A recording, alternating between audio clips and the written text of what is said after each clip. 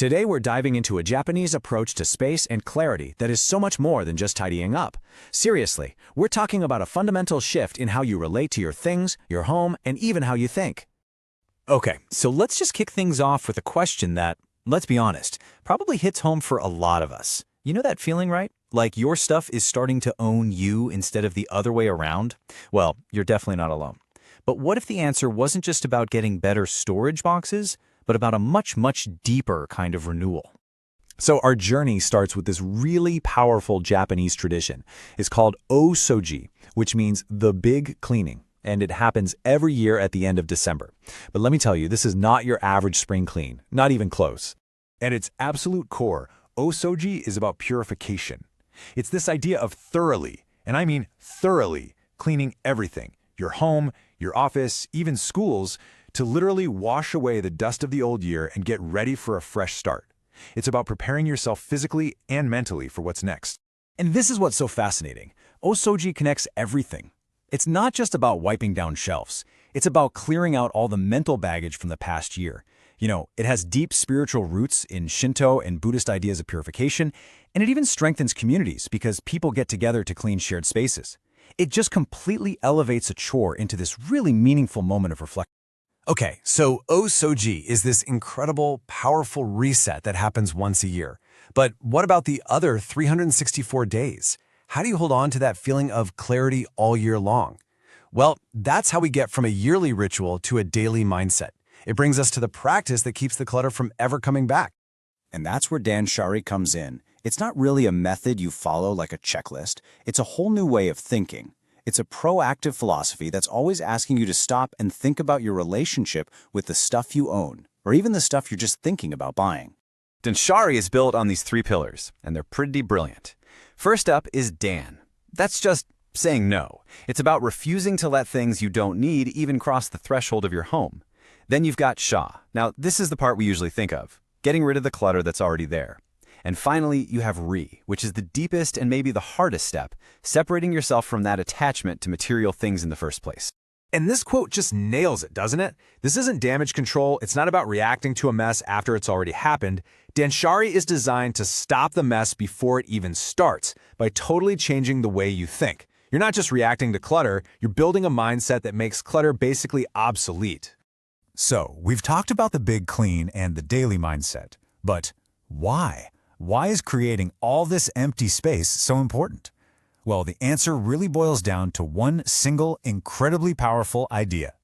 This single character right here, it's pronounced ma, and it represents an entire worldview, a whole philosophy that is absolutely key to understanding this Japanese approach to space. It's an entire universe of meaning packed into one symbol. So what is ma? Think of it like a pause, an interval, a gap. The best analogy is probably music, right? It's the silence between the notes that actually makes the music beautiful. Or think about Japanese flower arranging. The empty space around the flowers is just as important as the flowers themselves. That empty space is ma. And this slide really gets to the heart of the difference. In the West, a lot of us see an empty space, and our first thought is, what can I put there? We see a void, a lack of something. But in the Japanese view of ma, that empty space is something. It's not an absence, it's a presence. It's intentional, it's dynamic, and it's full of potential. It's an essential part of the whole picture. So we've seen the ritual, the practice, and the philosophy. But here's where the story takes a really surprising turn. Where did this big, all-encompassing idea of ma actually come from? Well, its history is probably not what you're expecting. Get this. It turns out that the idea of ma as this kind of grand, universal Japanese concept is actually pretty modern. I mean, look at this timeline. Sure, the character itself is ancient, but using it in this broad philosophical way, that really only started in 1929, and it wasn't even introduced to the West in a major way until an exhibition in Paris in 1978. So what does this all mean? It means that this powerful idea that we admire as this timeless, ancient Japanese notion is actually a modern idea. And what's even cooler is that it was born from a conversation between cultures. Japanese philosophers were engaging with Western philosophy, like the work of Martin Heidegger, and in response, they articulated this concept of ma to define a uniquely Japanese aesthetic. It's a cross-cultural creation, which is just fantastic. Okay, so now that we have the full picture, the ritual, the philosophy, and its surprising modern history, what do we actually do with all this? How can we apply this powerful framework to our own lives? All right, let's get practical. All right, here's your toolkit.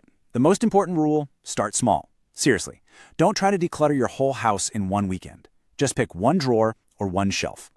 Next, set boundaries for your spaces. The dining table is for eating, not for being a permanent mail holder. And this next one is a huge mental hurdle for so many people. Forget sunk costs. The money's already gone. Keeping something you don't use just because you paid for it means it's still costing you, in space and in peace of mind. Just let it go. Be mindful about every new thing you bring in, and try the one-in, one-out rule to keep things balanced.